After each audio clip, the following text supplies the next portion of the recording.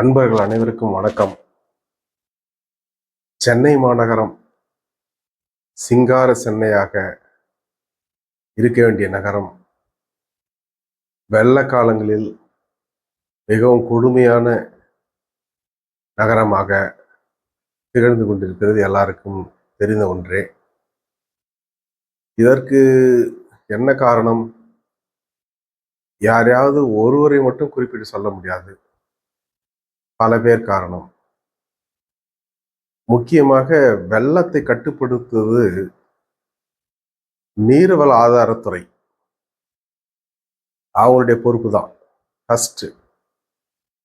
ரெண்டாவதா சென்னை கார்பரேஷன் மாநகராட்சி. இவங்க ரெண்டு பேரும் ஒழுங்கா நல்ல அவங்களுடைய பணியை செய்தார்கள் என்றால் கண்டிப்பாக சென்னையில் வெள்ள பாதிப்புகளிலிருந்து மீள முடியும். அதே சமயம் ஆட்சியாளர்களும் கை கொடுக்க வேண்டும். உயரதிகாரிகளுக்கு பக்கபலமாக ஆட்சியாளர்கள் இருக்க வேண்டும். ஆனால் நான் பகுதி 5 சொன்னது போன்று நமது மாண்புமிகு நீர்வள ஆதாரத்துறை அமைச்சர் அவர்களை சந்தித்து யாராவது உயரதிகாரிகள் அவர்களுடைய கருத்துக்களை சொல்ல வேண்டும் என்றாலே பயப்படுவார்கள். அதனால் இந்த காலத்தில் அதற்கு சாத்தியமில்லை. எப்பொழுது ஆட்சியாளர்களும் அரசு இயந்திரமாகிய அரசு பணியாளர்களும் நீர்வள ஆதாரத்துறை அதிகாரிகள், சென்னை மாநகராட்சி உயர் அதிகாரிகள் எல்லாரும் கலந்து ஒரு நிலைப்பாட்டுக்கு வருகிறார்களோ அப்பைதான் இந்த வெள்ள பாதிப்புகளிலிருந்து சென்னையை காப்பாற்ற முடியும். இது கண்டிப்பாக அனைவரும் ஒற்றுமையாக செயல்பட்டால் மட்டுமே முடியும், இல்லை என்றால் எந்த காலத்திலும் முடியாது என்பதை என்பதை தெரிவித்துக் கொள்கிறேன். அடுத்ததாக, சென்னையை உலகிலேயே தலை சிறந்த மாநகரமாக, இந்தியாவிலேயே தலை சிறந்த மாநகரமாக கண்டிப்பாக மாற்றலாம். அதற்கு வேண்டிய புவி அமைப்பு கண்டிப்பாக நம் சென்னைக்கு மட்டுமே இருக்கிறது. மற்ற மாநகரங்களான மும்பை, கல்கத்தா, டெல்லி, ஹைதராபாத், பெங்களூர், புவனேஸ்வர் இதெல்லாம் கண்டிப்பா அந்த பூகோள அமைப்பு அதுக்கெல்லாம் கிடையாது. ஆனால் நம்ம சென்னை மாநகரத்துக்கு சிங்கார சென்னையாக மாற்றக்கூடிய புவி அமைப்புகள் அனைத்தும் கண்டிப்பாக இருக்கிறது. இதை எந்த அதிகாரிகள் இதை புரிந்து கொண்டு இதற்கான திட்டப்பணியை உருவாக்குகிறார்களோ, அரசு ஆட்சியாளர்கள் அவர்கள் சொல்வதை கேட்கிறார்களோ, அப்பொழுதுதான் இந்த சென்னையை சிங்கார சென்னையாக மாற்ற முடியும். ஆனால் கண்டிப்பாக 100க்கு 100 பங்கு மிக அழகிய நகரமாக, மாநகரமாக சென்னையை மாற்ற முடியும். நான் 40 ஆண்டு காலம் நீர்வளத்துறையில் இருந்ததால் சென்னையினுடைய புவி அமைப்புகளை பற்றியெல்லாம் நான் ஆய்வு செய்திருக்கிறேன். நல்ல புவி அமைப்பு கொண்ட மாநகரம் சென்னை. அது சரியாமல் நடைமுறைப்படுத்தாமல் இருப்பதுதான் காரணம்.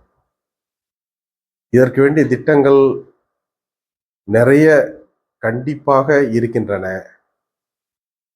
அவைகளெல்லாம் நான் நீர்வளத்துறை அதிகாரிகளுக்கு பதிவஞ்சல் மூலமாக கண்காணிப்பு பொறியாளர் முதல் தலைமை பொறியாளர், முதன்மை தலைமை பொறியாளர், முதன்மை செயலாளர், அரசின் முதன்மை செயலாளர் இவங்களுக்கெல்லாம் பதிவஞ்சல்ல கூட அனுப்பிச்சிருக்கேன். எல்லாம் போய் தூங்கி போச்சு. யாரும் அதுக்கு வேண்டிய ரெஸ்பான்ஸே கொடுக்கல. பதிவஞ்சல் அனுப்பிச்சு ரெஸ்பான்ஸ் கொடுக்கல. அதாவது ஒரு திட்டம்னா மேலோட்டமான திட்டத்தை தான் சொன்னேன். அதுக்கே அவங்க ரெஸ்பான்ஸ் பண்ணல. Chief secretary to government. அவர் கணிச்ச பதிவு தபால் chief secretary to government, Saint George Fort, Chennai secretariat, Tamil Nadu secretariat Chennai அப்படின்னு தான் நான் வந்து முகவரிட்டு அனுப்பிச்சிருந்தேன்.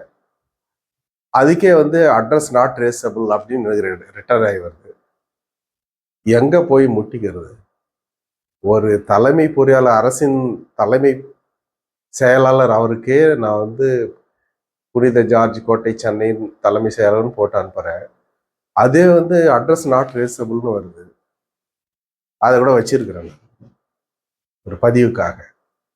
இது மாதிரி இருக்குது. இதெல்லாம் யாருமே எடுத்துக்க மாட்டாங்க. சரி, இதன் ஊடக வாயிலாக அனைவருக்கும் தெரியப்படுத்த வேண்டும் என்னுடைய திட்டங்களை அப்படின்னு நினைக்கிறேன். ரொம்ப விருப்பப்படுறேன், ரொம்ப ஆசைப்படுறேன். சிங்கார சென்னை ஆக்கணும். இதெல்லாம் செஞ்சா கண்டிப்பா சென்னை வெள்ள பாதிப்புகளிலிருந்து எல்லளவும் வெள்ள பாதிப்பு இல்லாமல் அழகாக காப்பாற்ற முடியும். கண்டிப்பாக எனக்கு முழு நம்பிக்கை இருக்கிறது. அதனுடைய திட்டங்களை பற்றி எல்லாம் உங்களுக்கு தெரியப்படுத்த விரும்புகிறேன். ஆனால் இப்பொழுதுதான் நான் இந்த யூடியூப் சேனலை ஆரம்பித்திருக்கிறேன். இன்னும் ஒரு 500 சப்ஸ்கிரைபர்ஸ் வந்த பிறகு இதற்கான திட்டங்களை நான் விரிவாக உங்களுக்கு தெரிவிக்கிறேன். அரசு உயர் அதிகாரிகளோ யாராவது பார்த்து இந்த திட்டத்தை அமுல்படுத்த நினைத்தால் நினைக்கட்டும். இல்லை என்றால் நாம் என்ன செய்வது? ஓரளவிற்கு முயற்சி செய்யலாம். நீர்வளத்துறையில் நான் ஒரு பொறியாளராக பணிபுரிந்ததால் எவ்வளவு ஆதங்கத்துடன் இந்த திட்டங்களை நிறைவேற்ற வேண்டும் என்று ஆசைப்படுகிறேன். பார்க்கலாம். ஒரு 500 சப்ஸ்கிரைபர்ஸ், அதாவது வியூஸ் நிறைய போன பிற்பாடு, அப்போ நான் என்னோட திட்டங்களை தெரியப்படுத்தினாதான் மக்களுக்கு நிறைய ரீச் ஆகும். இப்போ வந்து ஒரு 10 பேர் கூட பார்க்கல, 10-15 பேர் கூட பார்க்கல. அதனால பிறகு என்னுடைய திட்டங்களை பற்றி முழு விவரமாக திட்ட அறிக்கையோடு உங்களுக்கு சமர்ப்பிக்கிறேன் என்பதை மிகவும் பணிவுடன் அன்புடன் தெரிவித்துக் கொள்கிறேன். வணக்கம்.